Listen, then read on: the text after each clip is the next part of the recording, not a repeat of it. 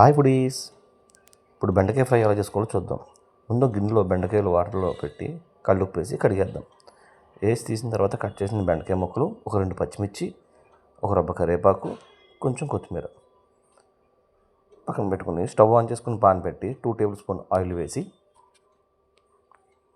అందులో కొంచెం మెంతులు, కొంచెం ఆవాలు, 1/2 టీ స్పూన్ జీలకర్ర, ఫుల్ టీ స్పూన్ మినపప్పు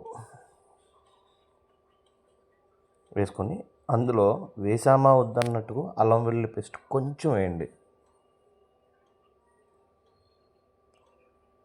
వేసి గోల్డెన్ కలర్ వచ్చే వరకు ఫ్రై చేసుకుందాం. ఈ గోల్డెన్ కలర్ రాగానే బెండకాయ ముక్కలు వేసి కలిపేసుకుందాం. అందులో పచ్చిమిరపకాయలు కూడా కొంచెం కళ్ళుప్పు వేసుకొని మూత పెట్టేసుకుందాం.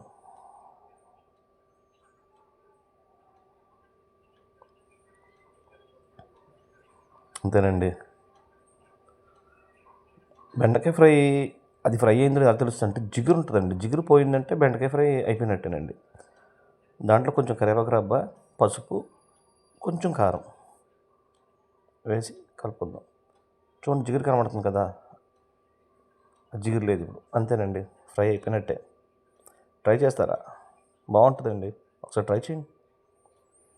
బౌల్లో తీసుకొని సర్వ్ చేసుకుందాం. బెండకాయ ఫ్రై రెడీ. Please subscribe.